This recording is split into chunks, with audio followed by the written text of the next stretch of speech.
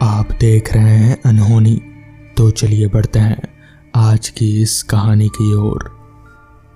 रात के करीब 11 बज चुके थे। घुप अंधेरा छाया हुआ था। चारों तरफ सन्नाटा पसरा हुआ था।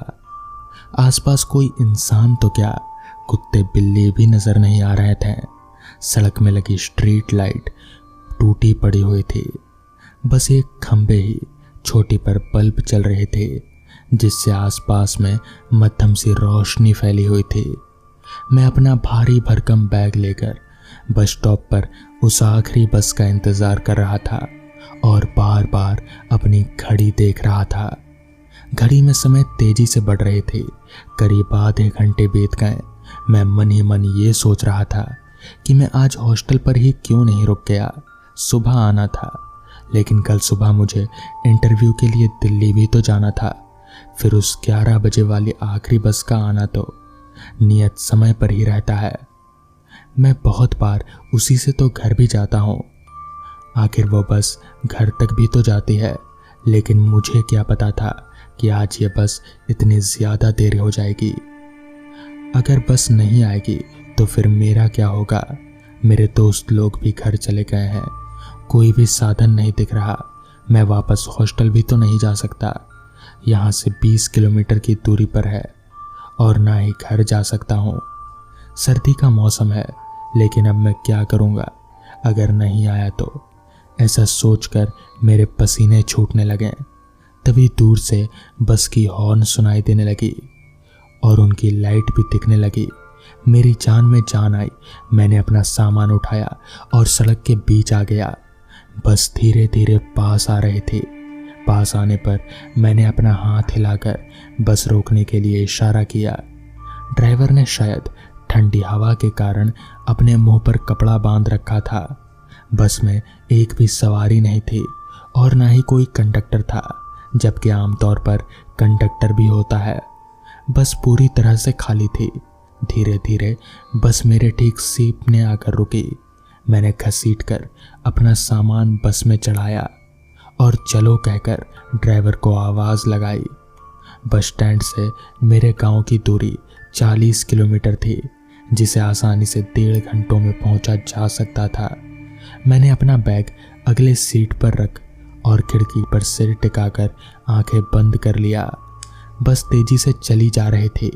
थकान और ज़्यादा रात हो जाने के कारण मेरी आंख लग गई और एक झपकी हो जाने के बाद मैंने चौंक कर अपनी घड़ी देखी तो घड़ी में 2 बज चुके थे। मेरी आंखों को यकीन नहीं हुआ। ये घड़ी बिगड़ गई क्या?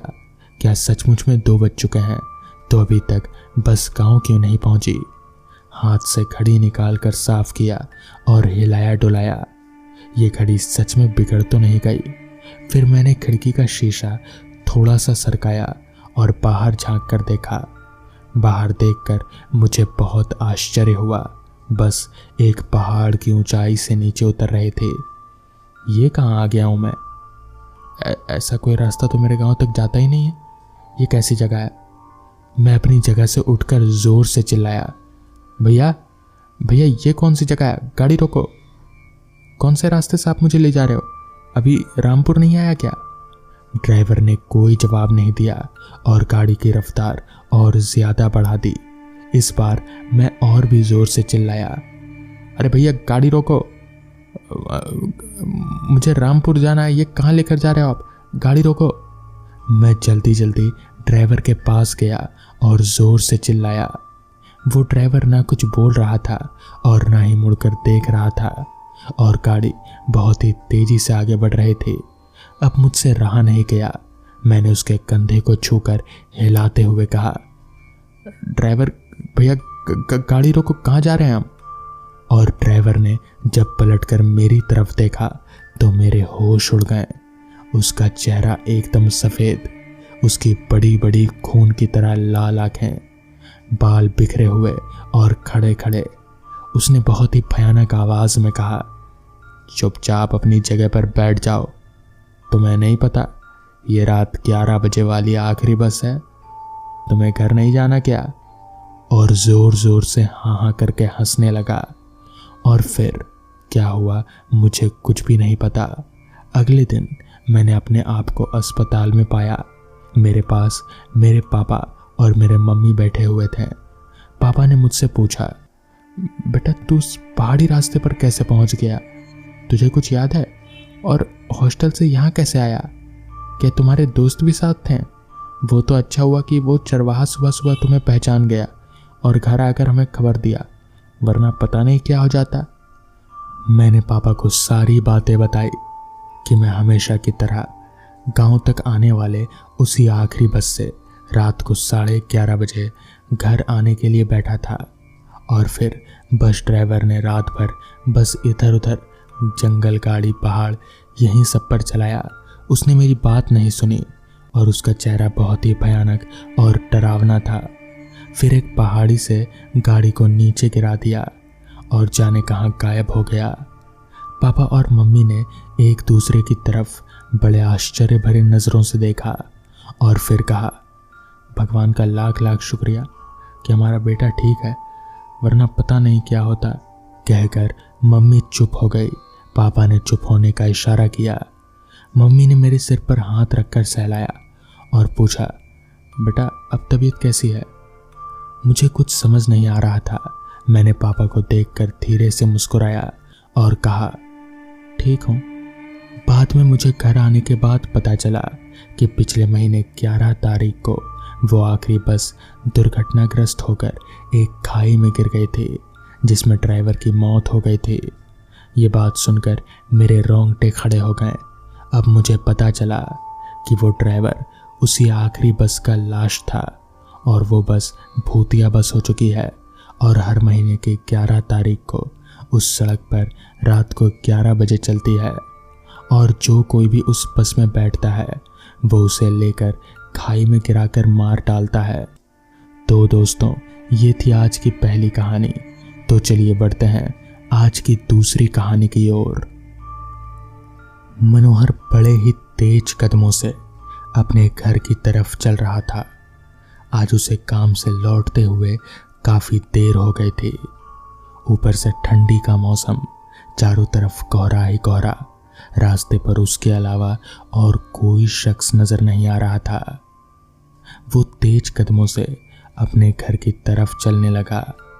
कहीं ना कहीं उसे डर भी लग रहा था, क्योंकि ये वही रास्ता था जिसके बारे में गांव वाले अक्सर बात किया करते थे कि इस रास्ते पर आत्माओं का वास है। मगर मनोहर ने कभी ऐसा नहीं माना। वो कभी भी भूत, प्रेत, पिशाच इन सब चीज़ों पर यकीन ही नहीं करता था। उसका तो ये मानना था कि अगर वो मुर्दे हमें डरा सकते हैं तो हम जिंदा होकर उन्हें क्यों नहीं डरा सकते। मगर आज इतनी रात गए, इतने सुनसान रास्ते पर, ठंडी और कोहरे के बीचों बीच उसे कहीं ना कहीं डर लग रहा था। अब ऐसा भूत प्रेत की वजह से था या चोर उचक्कों की वजह से, ये वो नहीं जानता, मगर एक अजीब सा डर, एक अजीब सी सिहरन उसके पूरे शरीर में दौड़ रही थी। वो धीरे धीरे और कभी तेज तेज आगे बढ़ता जा रहा था। अभी वो आगे बढ़ ही रहा था कि तभी पीछे से उसे किसी के कदमों की आहट सुनाई दी। मनोहर का दिल एकदम से धक सा हो गया। वो पीछे मुड़कर देखना चाहता था, मगर वो देख नहीं पा रहा था। उसे कहा गया था कि अगर कभी ऐसा सिचुएशन आ जाए तो वो पीछे मुड़कर ना देखे। मनोहर तेजी से आगे बढ़ने लगा। तभी उसे पीछे से एक आवाज आई, क्या हुआ, मुझे घर लेकर नहीं जाएगा? दिल दहला देने वाली और इतनी कर्कश आवाज सुनकर मनोहर समझ गया कि यह आवाज किसी इंसान की तो हो नहीं सकती। उसने एकदम से पीछे पलटा तो देखा एक करीब 7 फीट लंबा आदमी, जिसका चेहरा बहुत ही डरावना और उसके माथे पर 2 सींग थे।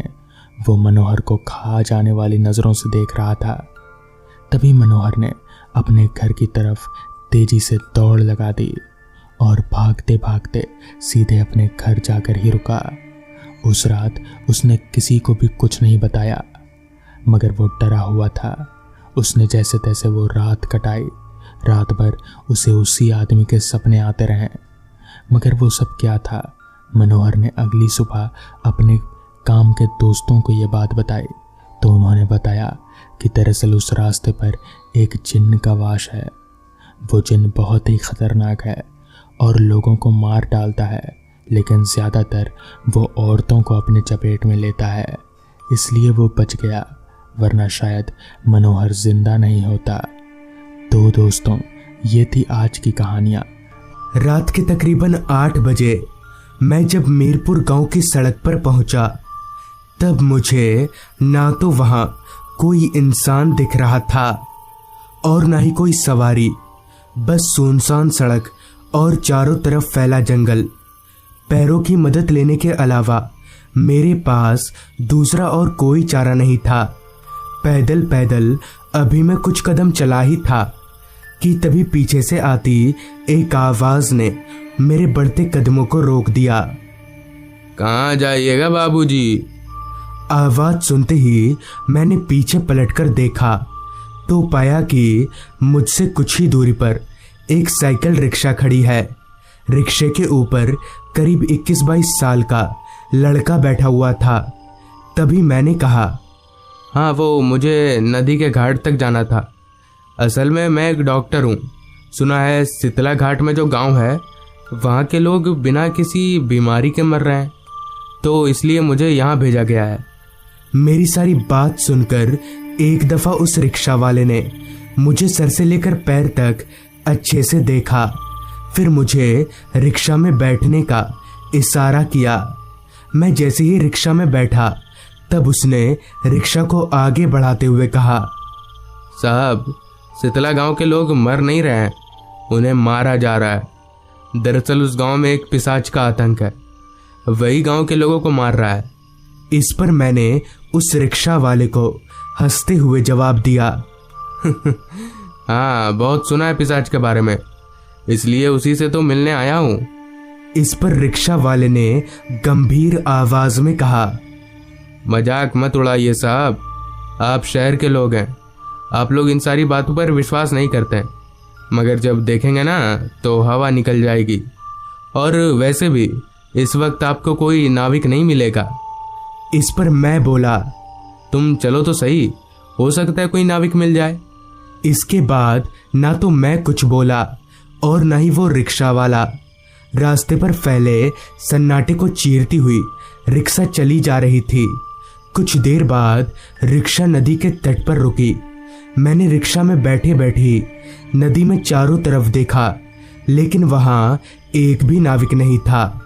वहां किसी भी नाविक को ना पाकर रिक्शा वाले ने मेरे से कहा, देखा साहब, कहा था ना कोई नाविक नहीं मिलेगा। देखिए, आप मेरी बात मानिए, वापस लौट जाइए। अगर वापस नहीं लौट रहा है तो आप मेरे साथ मेरे घर चलिए, मैं अकेले रहता हूँ। इससे पहले कि मैं उस रिक्शा वाले को कुछ बोल पाता, उसी वक्त पानी में चप्पू चलाने की आवाज आई। मैंने सिर घुमाकर नदी की ओर देखा तो एक नाव हमारी ओर चली आ रही थी। वो नाव नदी के तट पर आकर रुकी। मैं रिक्शा से उतरकर घाट के थोड़ा करीब गया और नाविक से बोला, भैया, शीतला घाट चलोगे? शीतला घाट का नाम सुनकर पता नहीं उस नाविक को क्या हो गया जो उसने हड़बड़ाते हुए कहा, नहीं नहीं नहीं, मैं नहीं जा सकता, मुझे मरना नहीं है। इस पर मैंने कहा, देखो, तुम 4 गुना भाड़ा ले लेना, बस मुझे शीतला घाट तक पहुंचा दो। जिस पर उस नाविक ने कहा, नहीं साहब, मुझे पैसों से ज़्यादा अपनी जान प्यारी है, मैं नहीं जा सकता। पहले तो वो नाविक नहीं मान रहा था, मगर हाथ पैर जोड़कर थोड़े ज़्यादा पैसों का लालच दिखाने पर वो मान गया। फिर मैंने उस रिक्शा वाले का भाड़ा क्लियर किया और उस नाविक की नाव में बैठकर शीतला गांव की ओर निकल पड़े। पानी में चलती नाव और नाविक दोनों ही अशांत थे। इसी बीच माहौल की खामोशी को तोड़ते हुए मैंने नाविक से पूछा, अच्छा, तुमने कभी उस पिशाच को देखा है? इस पर नाविक बोला, चुप रहिए साहब, यहाँ उसका नाम मत लीजिए। मैंने सोचा, एक तो ये नाविक बड़ी मुश्किल से राजी हुआ है, उस पर अगर मैं उल्टा सीधा बोलूँगा तो कहीं ये नाराज ना हो जाए। यही सोचकर मैंने अपने मुंह पर ताला मार लिया। कुछ देर बाद नाव एक घाट पर रुकी। आसपास ना तो कोई घर दिख रहा था और ना ही कोई इंसान। अभी मैं नाव से उतर ही रहा था कि तभी नाविक बोला, साहब जल्दी मेरा भाड़ा दे दीजिए, मुझे निकलना है। इस पर मैंने अपने जेब से बटुआ निकालते हुए नाविक से कहा, हाँ दे रहा हूँ, भाग नहीं जाऊंगा तुम्हारा भाड़ा लेकर। मैंने जैसे ही उस नाविक को भाड़ा दिया कि वो एकदम से नाव घुमाकर सरपट वापस लौट गया। खैर मैंने एक नज़र चारों तरफ देखा और मुझे जिस ओर रास्ता दिखा मैं उधर ही चलने लगा। उस जगह पर कुछ तो अजीब था जो मुझे अंदर ही अंदर महसूस हो रहा था। खैर शायद रास्ता खाली है इसलिए ऐसा होगा, यही सोचकर मैं चलता रहा। मुझे चलते हुए अब 10-12 मिनट बीत चुके थे, लेकिन अभी तक एक भी घर नहीं दिखा था। और थोड़ी दूर चलते ही मुझे रास्ते से थोड़ी दूरी पर एक छोटा सा घर दिखा। मेरे भीतर अब इतनी शक्ति नहीं बची थी कि मैं और चलकर गांव की तलाश करूं, इसलिए मैं रात भर पनाह लेने के इरादे से उस छोटे से घर की ओर जाने लगा। भगवान से यही मना रहा था, बस इस घर में पनाह मिल जाए। मैं जैसे ही उस घर के पास जाकर दरवाज़ा खटखटाने जा ही रहा था कि तभी घर के अंदर से एक आदमी दरवाज़ा खोलकर बाहर निकला। मुझे काफ़ी हैरानी हुई कि आखिर इस आदमी को मेरे आने का पता कैसे चला। तभी उस आदमी ने मुझे देखते हुए कहा, कौन हो तुम और इतनी रात गए, यहाँ क्या काम है? फिर मैंने उस आदमी को सारा कुछ खुलकर बता दिया। सारी बात सुनकर उस आदमी ने मुझे घर के अंदर आने के लिए कहा। घर के अंदर जाते ही उस आदमी ने दरवाज़ा बंद कर दिया। तभी मैंने पूछा, अच्छा अगर मेरी जगह पिशाच होता और आप दरवाज़ा खोल देते हैं तो? इस पर उस आदमी ने जवाब दिया, पिशाच के कदमों की आवाज़ नहीं होती और आप जब आए तो आपके कदमों की आवाज़ आ रही थी। फिर मैंने पूछा, अच्छा ये पिशाच है क्या और आया कहाँ से है? इस पर वो आदमी बोला, सुनना चाहेंगे? सुनिए। आगे उस आदमी ने बताना शुरू किया। आज से कुछ महीनों पहले हमारे गांव में एक लड़का था। उसे ओझा जादू टोना में बहुत रुचि थी। उसकी बहुत इच्छा थी कि वो एक बार पिशाच को बुलाए। उसने पिशाच को बुलाने का मंत्र भी सीख लिया, लेकिन उसे ये मालूम नहीं था कि पिशाच को बुलाने के बाद एक और मंत्र से उसे वापस भेज दिया जाता है। इस बात से अनजान उस लड़के ने पिशाच को बुलाया, लेकिन वो उसे वापस नहीं भेज पाया और तभी से उस पिशाच का गांव में आतंक है। ये सारी बातें सुनकर मैं कुछ बोलने जा ही रहा था कि अचानक ही मैं बहुत जोर जोर से खांसने लगा। मैंने आसपास देखा मगर पानी कहीं नहीं था। तभी उस आदमी ने बोला, आप बैठिए, पास ही में कुआं है, मैं पानी लेकर आता हूँ। इतना बोलकर वो शख्स घर से निकलकर जाने लगा। मगर तभी मैंने एक बात पर गौर किया कि उस आदमी के कदमों की आवाज़ ज़रा भी नहीं आ रही है। मैं थोड़ा घबरा गया और मन ही मन में सोचा, कहीं ये आदमी पिशाच ना ऐसा नहीं हो सकता, मैंने ठीक से सुना नहीं होगा। फिर कुछ ही देर में वो आदमी बाल्टी लेकर घर में आया। वो जब मेरी ओर आ रहा था तब मैंने उसके कदमों की आहट सुनने की कोशिश की, लेकिन सच में उसके पैर ज़रा भी आवाज़ नहीं कर रहे थे। अब तक मैं बुरी तरह से सहम चुका था। तभी वो आदमी मेरे पास आया और बाल्टी को मेरे मुंह के सामने करते हुए बोला, हाँ लीजिए पानी। पानी पीने के लिए मैंने जब अपना चेहरा बाल्टी की तरफ मुड़ाया तो मैं ठिठक कर पीछे गिर गया, क्योंकि बाल्टी में पानी नहीं बल्कि खून था। मैंने एकदम से अपनी निगाहें उस आदमी की ओर घुमाई तो मेरा कलेजा कांप गया, क्योंकि उस आदमी का चेहरा पूरा बदल चुका था। उस आदमी का चेहरा कहीं से भी आम इंसानों की तरह नहीं था।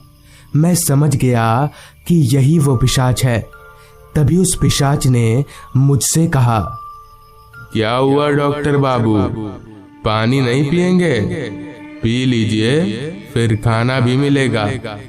मैं कुछ भी सोच नहीं पा रहा था कि अब क्या करना चाहिए। उस पिशाच का चेहरा देखकर मेरा दिमाग सुन्न पड़ गया था, मगर तभी मेरी नज़र घर के दरवाजे पर गई, जो कि खुला हुआ था, क्योंकि उस पिशाच के हाथ में बाल्टी थी, इसलिए उसने दरवाज़ा बंद नहीं किया था। मैं एक झटके से उठा और उस पिशाच के बगल से होकर दरवाजे से बाहर निकलकर भागने लगा। मैं जानता था कि अगर मैं नदी की ओर भागूंगा तो मारा जाऊंगा, इसलिए मैं दूसरी ओर भागने लगा। थोड़ी दूर भागते ही मुझे बस्ती जैसा कुछ दिखाई दिया। मैं उन्हीं में से एक घर के दरवाजे पर गया और चिल्लाते हुए दरवाज़ा पीटने लगा। थोड़ी देर बाद एक बूढ़े से आदमी ने दरवाज़ा खोला। मैंने उसे पूरी बात बताई। तब उसने कहा, हाँ बेटा, वो पिशाच था। तुम्हारी किस्मत अच्छी थी, तुम मौत को छू कर आए हो। पूरी रात मैंने उस बूढ़े आदमी के घर में कटाई और सुबह होते ही वहां से निकल गया। तो दोस्तों, ये थी आज की कहानी। अगर आपके पास भी ऐसी ही कोई कहानियां हैं तो हमारे साथ जरूर शेयर करें। तो मैं आर्यन जल्दी ही मिलूंगा आपसे ऐसी ही एक कहानी के साथ।